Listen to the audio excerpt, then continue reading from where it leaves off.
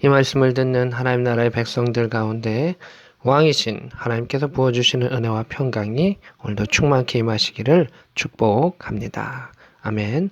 오늘 말씀 보겠습니다. 요한 3서 1장입니다.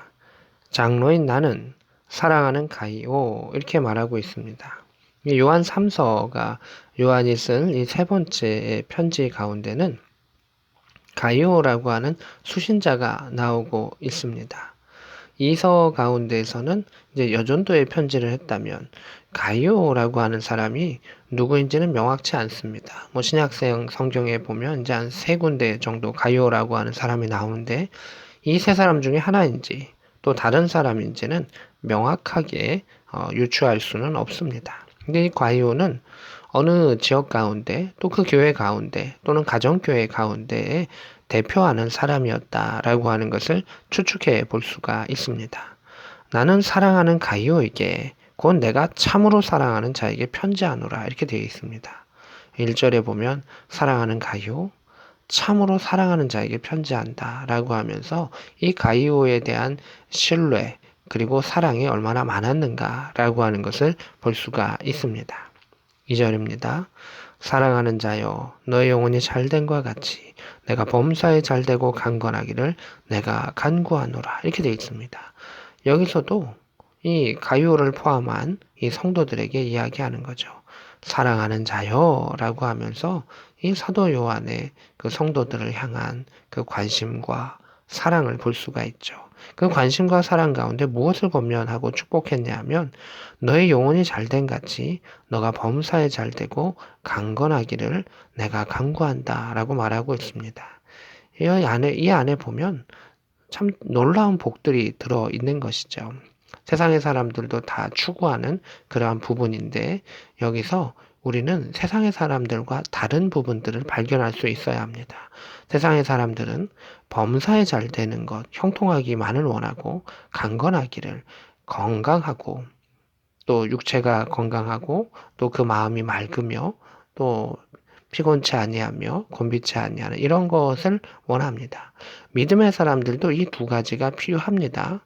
일들 가운데 형통한 것도 필요하고 육체 가운데 건강한 것도 필요합니다. 그런데 그 사랑하는 자에게 가장 우선적으로 권했던 것은 무엇입니까? 너의 영혼이 잘 됨을 먼저 권면하고 있는 것을 보게 됩니다. 성경은 하나님의 말씀은 균형을 이루는 말씀도 있지만 어떤 것은 우선순위에 대해서 이야기하는 것을 보게 됩니다. 하나님께서 우리에게 모든 것을 다 취할 수 있고 모든 것을 주신 자시지만 우리가 그 사랑을 고백할 때 우선순위를 가지고 하나님께 나아가면 하나님은 전부를 다 드린 것이다 라고 인정해 주시는 것을 보게 되고 하나님을 우선시하며 살아가는 자에게 하나님께서는 하늘의 무한한 복을 주시는 것을 보게 됩니다. 그래서 여기서도 너의 영혼이 잘 되어야 한다. 하나님과의 관계가 회복되어야 한다. 하나님과의 관계가 올바로 펴져야 한다. 라고 하는 것을 이야기하고 그러면서 범사에도 일들 가운데도 형통해야 되고 강건하기를 건강한 그러한 복도 당신에게 있기를 원합니다. 라고 축복했던 것을 보게 됩니다. 그래서 영과 영의 복, 일의 복, 건강의 복을 함께 그 성도들에게 부어주기를 원했던 그런 사도 요한의 그 마음을 볼 수가 있습니다. 3절입니다. 형제들이 와서 너에게 있는 진리를 증언하되 내가 진리 안에서 행한다 하니 내가 심히 기뻐하노라 이렇게 되어 있습니다. 소식이 들리는 거죠. 가요라고 하는 사람이 어떻게 신앙생활하고 있는가. 우리도 이제 뭐 전주를 가던 뭐 어느 곳에 가던 흩어져 있는 성도들의 소식을 혹 들을 수도 있는 것이죠.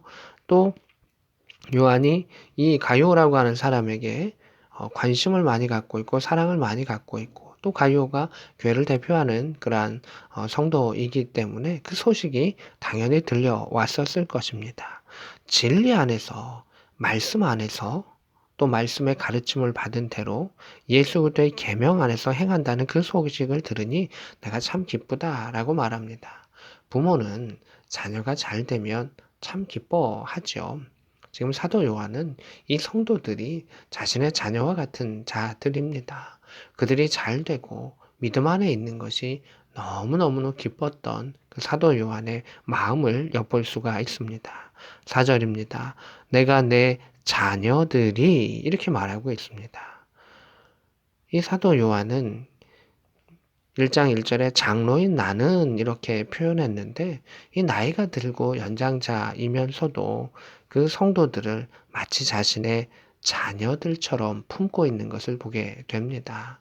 그래서 목사님들이 성도들을 향해서 어떨 때는 자신의 그러한 자녀를 품는 마음처럼 사랑하는 그러한 경우도 있고 또 자신의 학생처럼 또 제자처럼 품는 경우도 있는데 이 사도 요한은 그 성도들을 자녀처럼 그렇게 품고 사랑했던 것을 보게 됩니다. 내 자녀들이 이렇게 이야기합니다. 그 복음으로써 씨앗을 심었고 그것을 열매를 맺게 하고 복음 안에 잉태한 그 자녀들이다라고 하는 것을 볼 수가 있고 사도 바울도 그 믿음의 성도들을 복음 안에서 잉태했기 때문에 그렇게 자녀들처럼 품었던 그 흔적들을 보게 됩니다. 그만큼 많이 사랑하고 또 애썼다는 의미이기도 하지요. 내 자녀들이 진리 안에서 행한다 함을 듣는 것보다 더 기쁜 일이 없도다. 이렇게 말하고 있습니다. 이 요한 3서 가운데는 사랑한다, 사랑한다, 사랑한다 라고 하는 말이 계속 나오고 있고 기뻐한다, 기뻐한다, 기뻐한다 말이 계속 나오고 있습니다. 사랑하는 자가 복음 안에서 그 진리를 행하고 하나님의 뜻대로 살기 때문에 나는 너무너무너무 기쁘다. 이렇게 말합니다. 학생을 자녀로 둔 그러한 부모 가운데 그 자녀가 공부를 열심히 하고 잘하면 당연히 기쁘겠죠. 자녀가 자신의 책임과 사명을 잘하고 나아가면 부모는 그저 기쁩니다. 사도 요한은 그 성도들이 믿음 안에서 말씀대로 살아가는 모습이 너무나 사랑스럽고 기뻤기 때문에 그들을 칭찬하며 또 이 요한 3서를 통해서 이제 한 걸음 더 전진할 수 있도록 또 사단의 계략으로부터 넘어지지 않도록 권면하고 있는 것을 보게 됩니다. 하나님은 우리의 부모 되시죠. 사도 요한도 그 성도들을 보면서 너무 기뻤을 텐데 하나님께서 믿음의 자녀인 하나님의 자녀인 우리 믿음의 사람들이 하나님을 사랑하고 그 말씀 안에 거하고 그 진리 안에 거하며 하나님 것을 우선시적으로 살아간다면 하나님께서 얼마나 기뻐하시겠습니까? 그 기쁨 가운데 하나님이 그 영혼을 어루만져 주실 것이고 그 기쁨 가운데 그의 범사를 형통케 하실 것이며 그 기쁨 가운데 그에게 건강을 허락하여 주실 것입니다. 하나님은 우리를 사랑하여 주시고 믿음의 자녀를 기뻐하십니다.